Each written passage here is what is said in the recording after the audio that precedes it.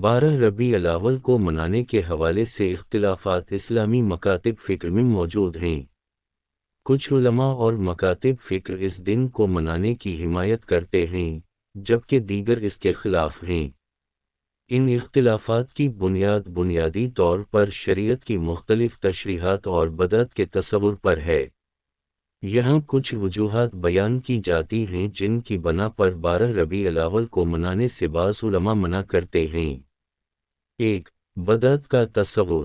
اسلامی شریعت میں بدعت اس عمل کو کہا جاتا ہے جو رسول اللہ صلی اللہ علیہ وآلہ وسلم اور صحابہ کرام کے زمانے میں نہیں کیا گیا لیکن بعد میں اسے دین کا حصہ سمجھا جانے لگے۔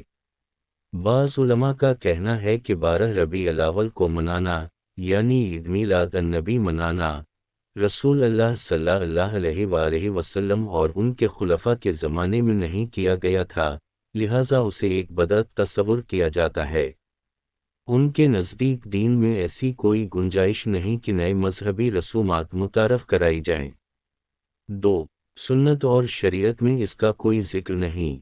جو علماء اس دن کو منانے سے منع کرتے ہیں، ان کا استدلال یہ ہے کہ رسول اللہ صلی اللہ علیہ وآلہ وسلم نے اپنی ولادت کا دن منانے کا حکم نہیں دیا اور نہ ہی صحابہ کرام نے ایسا کیا۔ اگر یہ عمل دینی لحاظ سے اہم ہوتا تو صحابہ کرام، تابعین اور تبع تابعین بھی اس کو مناتے، مگر تاریخی طور پر اس کا کوئی ذکر نہیں ملتا۔ 3. نبی کریم صلی اللہ علیہ وآلہ وسلم کی تعلیمات۔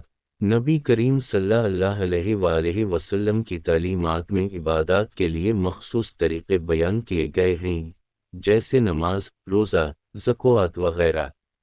آپ صلی اللہ علیہ وآلہ وسلم نے اپنی ولادت یا کسی اور تاریخی واقعے کو مذہبی جشن کے طور پر منانے کی تعلیم نہیں دی۔ اس لیے بعض علماء کا موقف ہے کہ ایسے جشن منانا دین میں اضافے کے مترادف ہے۔ 4. غلط رویوں کا فروغ۔ بعض لوگوں کا خیال ہے کہ میلاد النبی کے مواقع پر بعض غیر اسلامی رسم و رواج اور عقائد فروغ پاتے ہیں، جیسے کہ ضرورت سے زیادہ موسیقی، اسراف اور دیگر غیر شرعی افعال۔ اس کے نتیجے میں دین کے اصلی پیغام سے دوری اختیار کی جاتی ہے اور لوگوں کا زیادہ زور رسمی تقریبات پر ہوتا ہے۔ 5. مسلمانوں میں اختلافات کا سبب۔ بعض علماء کے مطابق میلاد منانے کی روایت امت مسلمہ کے اندر اختلافات اور فرقہ واریت کو جنم دیتی ہے۔ ایک طرف لوگ اسے بڑی دھوم دھام سے مناتے ہیں اور دوسری طرف بعض لوگ اسے سختی سے رد کرتے ہیں، جس سے مسلمانوں کے درمیان تقسیم پیدا ہوتی ہے۔ 6. دین میں اضافے کا خدشہ۔ اسلامی اصول یہ ہے کہ دین میں اضافہ کرنا یا گھٹانا جائز نہیں ہے۔ 12 ربیع الاول کو منانے کے حوالے سے بعض علماء کا یہ بھی کہنا ہے کہ اس دن کو خاص طور پر مذہبی اہمیت دینا اور اسے باقاعدہ تہوار کے طور پر منانا دین میں ایک اضافی رسم کو فروغ دینے کے مترادف ہے۔ نتیجہ: یہ اختلافات فہم و تشریح کے مختلف زاویوں کی بنا پر ہیں۔ جو علماء میلاد النبی منانے کے خلاف ہیں، ان کا موقف زیادہ تر بدعت کے تصور، دین میں اضافے کے خدشے اور اسلامی روایات کی پیروی پر مبنی ہے۔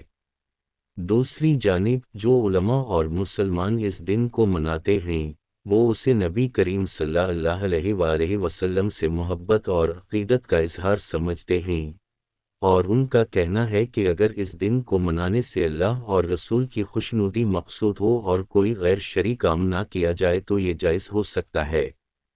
ہر مسلمان کو اپنے مسلک اور علماء کی رائے کے مطابق عمل کرنا چاہیے اور ایک دوسرے کے اختلافات کو احترام سے دیکھنا چاہیے تاکہ امت میں اتفاق و اتحاد برقرار رہے۔